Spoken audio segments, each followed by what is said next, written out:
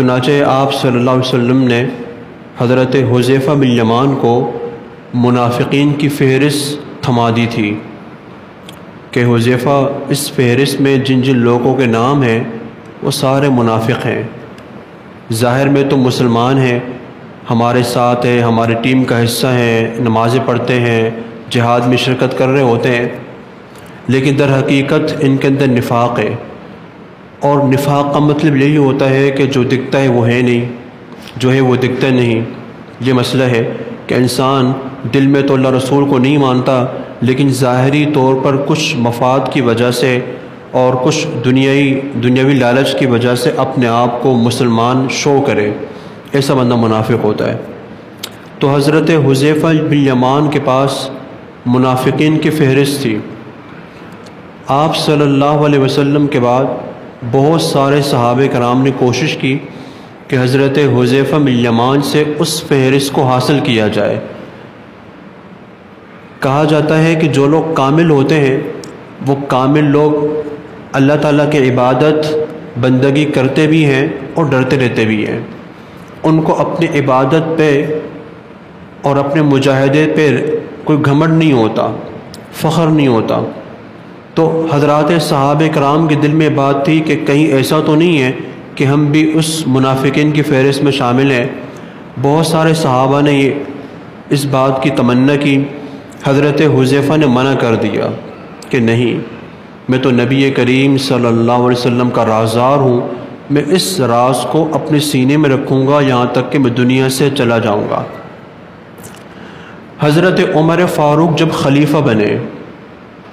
13 ہجری کے بعد، تو آپ نے بھی حذیفہ بن یمان سے مختلف اوقات میں ان کو بہت گھیرنے کی کوشش کی، بہت سمجھانے کی کوشش کی کہ مجھے بتاؤ کہ اس فہرست میں کون کون شامل ہے۔ حضرت حذیفہ بن یمان نے کہا کہ دیکھیں، اگر تو آپ کا حکم ہے تو امیر المومنین ہونے کے ناطے میں بتا دوں گا، لیکن اگر مشورہ ہے، گزارش ہے، تو پھر میں یہ قبول نہیں کروں گا۔ انہوں نے کہا میں حکم تو نہیں دے سکتا، اس لیے کہ یہ رسول اللہ صلی اللہ علیہ وسلم کا راز ہے، تو آپ کے راز کو افشا کرنے کے حوالے سے میں کو حکم دوں، عمر کی جرأت کہاں ہوگی۔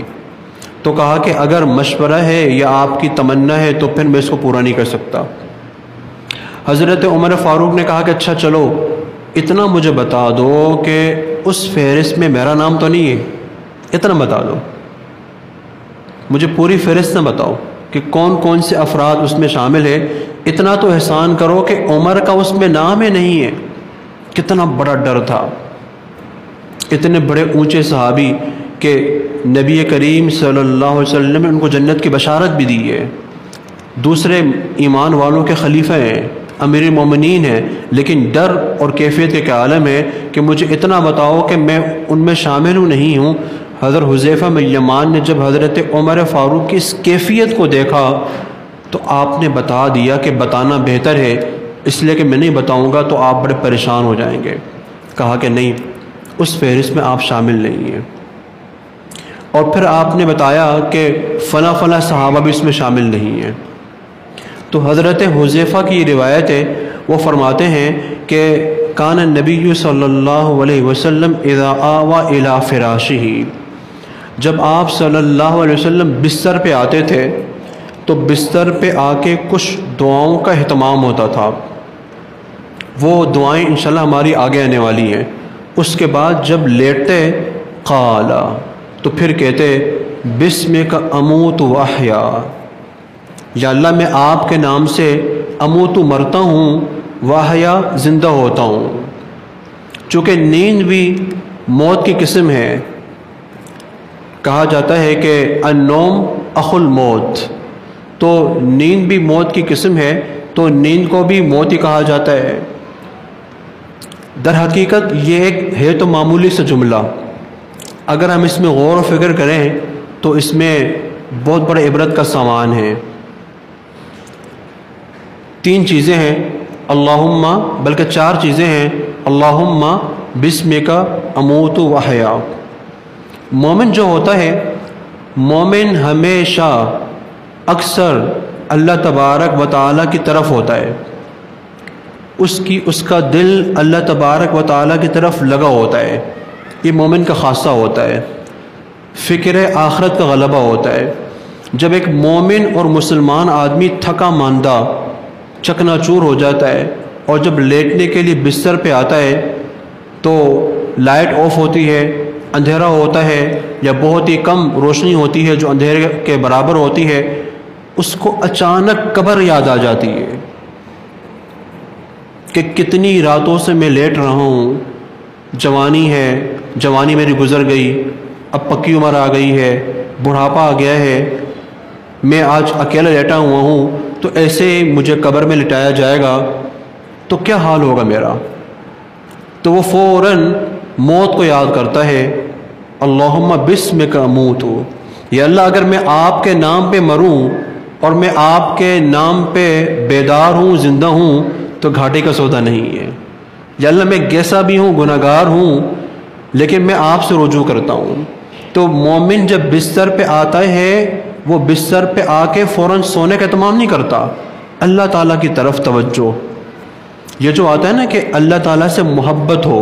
تو اللہ تبارک و تعالیٰ سے محبت کا مطلب ہی یہ ہوتا ہے کہ ہر وقت ہر آن پیارے اللہ کا تصور ہو، اور آپ صلی اللہ علیہ وسلم کا یہی معمول تھا، صحابہ کرام کا یہی معمول تھا۔ بی بی عائشہ سے کسی نے پوچھا کہ آپ صلی اللہ علیہ وسلم کیا کرتے تھے؟ اللہ تعالیٰ کو یاد کرتے تھے، صبح کو یہ دعا پڑھتے تھے، شام کو یہ دعا پڑھتے تھے، باہر نکلنے کی دعا، گھر میں آنے کی دعا، غمی خوشی کی دعا، یہ جو چیزیں، یہ جو دعائیں رکھی گئی ہیں اس لیے رکھی گئی ہیں، ان دعاؤں کی برکت تو ہے ہی۔ ہم یہ نوٹ کر رہے ہوتے ہیں کہ نہیں، ہمارا مزاج چونکہ کاروباری بنا ہوا ہے، ہم وہ پلس اور مائنس کے چکر میں ہوتے ہیں کہ فائدہ میں کہاں نفع کہاں ہوگا۔ اچھا اس دعا کا اتنا بڑا فائدہ ہے، اس کو تو لازمی پڑھنا ہے، لیکن اگر ہمیں عشق ہوگا، ہمیں اللہ تبارک و تعالیٰ کی محبت ہوگی، تو اب ہم اس کو نہیں دیکھیں گے کہ اس دعا میں کتنی فضیلت ہے، اس میں کتنی پاور ہے، اس کی کتنی بڑے فضائل ہیں، نہیں، ہم تو اللہ تعالیٰ کو یاد کرنے کے بہانے تلاش کریں گے۔ تو جب مومن بستر پہ آتا ہے اس کو اچانک پیارا اللہ یاد آتا ہے اور وہ پڑھتا ہے اللہم بسمک اموت وحیا، اور پھر اسے خیال آتا ہے عذاب قبر کا۔ آگے بھی ایک ہماری دعا آنے والی ہے، عذاب قبر کے خیال آتا ہے کہ اللہ بڑا گناہ گار انسان ہوں، کتنی نمازیں ضائع کی ہیں، آپ کے حقوق، مخلوق کے حقوق میں نے ہڑپ کیے ہیں، نافرمانی کی ہے، میں تو عذاب کا مستحق ہوں۔ تو فوراً وہ کلمات پڑھتا ہے، اللہم قنی عذابک، اللہم قنی عذابک یوم تبعث عبادک، اے اللہ قنی عذابک، آپ کے عذاب کا میں متحمل نہیں ہوں، کمزور ہوں، بے بس ہوں، گناہ کرنا میری فطرت میں شامل ہے، لیکن آپ نے مجھے ایک اختیار دیا ہے کہ میں گناہ کروں تو فوراً توبہ بھی کر لوں۔ تو یا اللہ میں دعا کر رہا ہوں اپنے عذاب سے مجھے محفوظ رکھیو، اور جب آپ اپنے بندوں کو قیامت کے دن کھڑا کریں گے تو مجھے آپ عذاب سے محفوظ رکھنا۔